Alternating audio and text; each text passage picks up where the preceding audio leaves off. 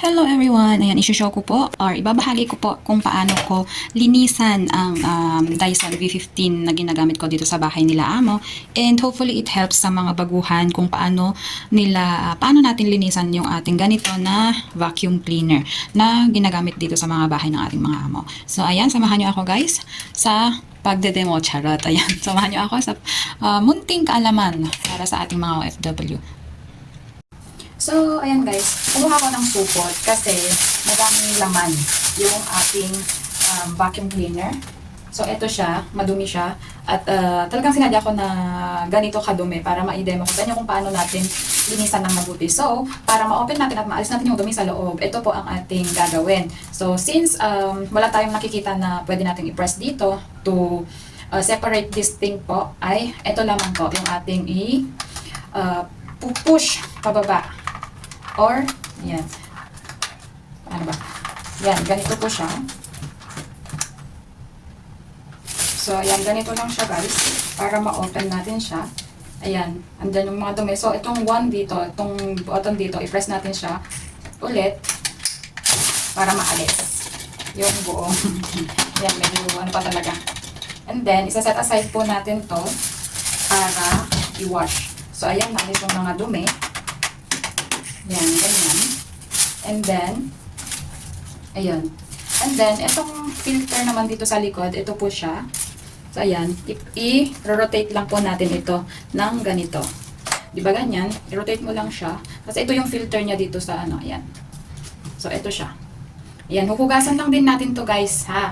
Hugas-hugas lang din, hindi na kailangan ng anything harsh na soap. And then, itong part na to is, iwa-wipe na lang natin later on. So, ayan, set aside na lang po muna natin. At ito, yung mga dumi nga. And, ito naman, ayan, ito yung ginagamit natin for the, ano. So, ayan, alisin lang natin para malinisan to. Ito, alisin natin itong part na to. Kung may screwdriver kayo or any coins na ganito, i-rotate lang din natin to para maalis yung bristle na naka-attach. And malinis natin tong part na ito. So, ayan, madumi talaga siya guys ha. It's for, talagang sinadya kung ano, para ma-demo ko paano ko linisan itong Dyson na ginagamit dito sa bahay. So, ayan. And ito din siya. O, ganito siya. May kuryente na ano, kaya ingat-ingat lang din natin. Huwag natin itong basahin. Basain. Ayan. And then, linisan natin, i-brush natin itong mga bristles dito later on, and then, i-dryer. And then, ito, mga to, madali din linisan. Ito, yan. Yan sila. And then, itong isa, ginamit ko sa taas ng mga cabinets kahapon. So, itong part na to, para mabuksan nyo or maalis itong bristle dito sa loob, ay ito lamang po. Yan. Pull nyo siya. Ayan, maalis nyo na siya.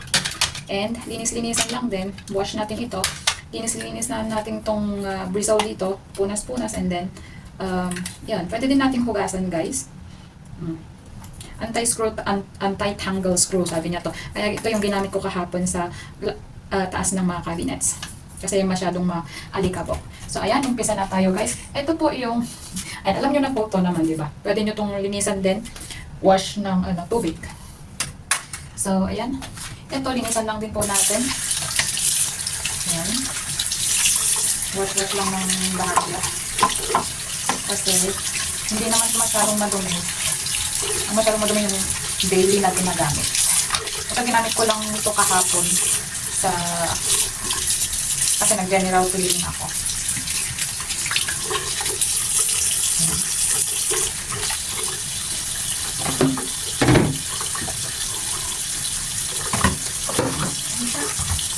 Ayan. Ito, madali na lang itong linisan guys. Kasi ito, ginamit ko naman sa mga cortina or sa mga edges or corners ng mga nililinis ko or especially kapag sa mga parang mga tela, ganun, ginagamit ko din siya. Ito, wash lang din. Wash lang ito ng mabuti.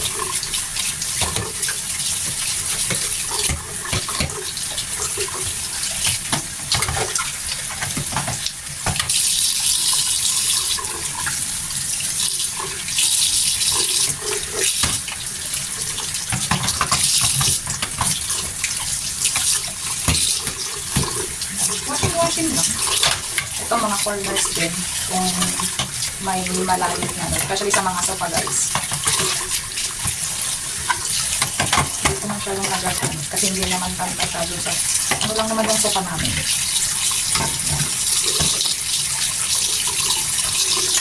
Ayan, ito din. Ito lang natin.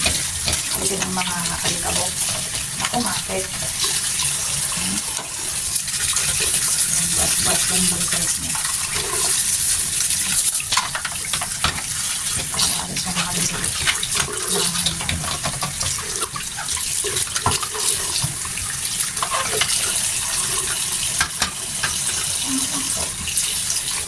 Dito tayo. Bas-bas lang.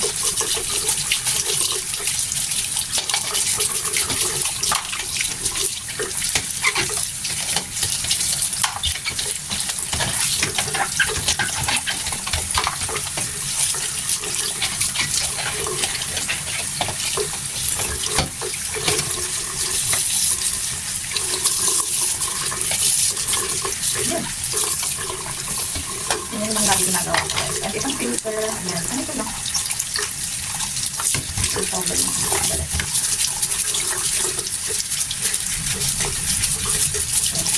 Ganyan lang guys. Very easy. Sa mga baguhan dyan, kapag hindi nyo po alam ang linisan ng inyong vacuum cleaner na ganito, pwede po kayong mag-google, pwede din po kayong magtanong sa amo nyo, ganyan, para i-show nila sa inyo.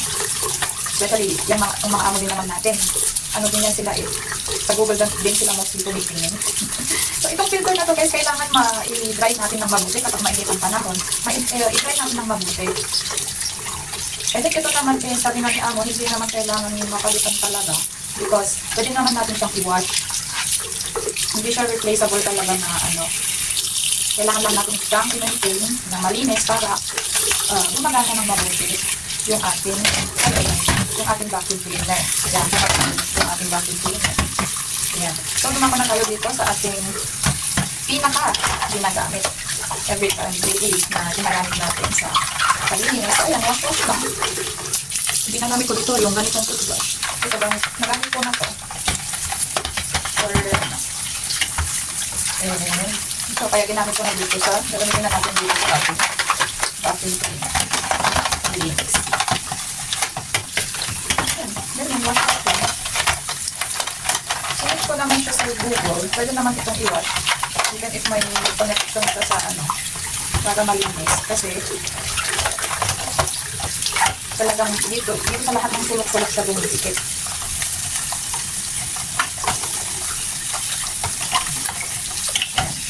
Pag natin yung towel. Para makita yung ito talaga yung main na ginagamit ko guys, pang vacuum cleaner. Hindi na yung napakalakas ng na yung malaki. Yung malaki yung talagang na ginagamit.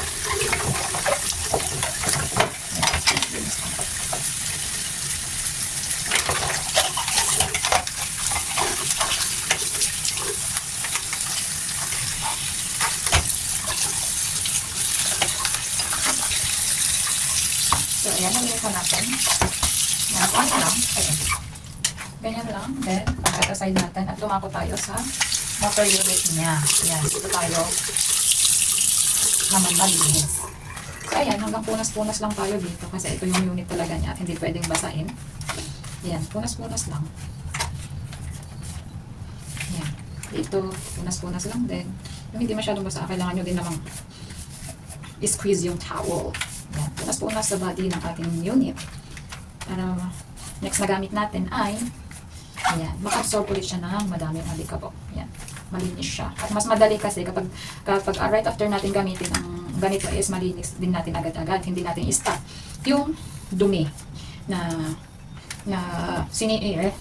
nabubulol ako na nakuha niya sa ating paglilinis. So ayan, hanggang wiping lang and then drying na. If mainit naman ang panahon, pwede nyo siyang ilabas lang sa balcony nyo. Ayan, kaya ang matuyo kaya ang totally matuyo siya ang mga ginamit. So, ayan, hanggang dito na lang po and hopefully nakatulong po sa inyong lahat, lalo na sa mga baguhan na gumagamit ng ganitong vacuum cleaner. Yan, thank you guys and thank you for watching. So, ayan, dito ko na lang siya patutuyuin, guys. Kasi maulan sa labas ngayong araw. And, yan, and wala naman yung mga alaga ko. So, walang mga pasaway na gagalaw sa mga to. So, dito na lang siya hanggang sa matuyo. And, hopefully it helps.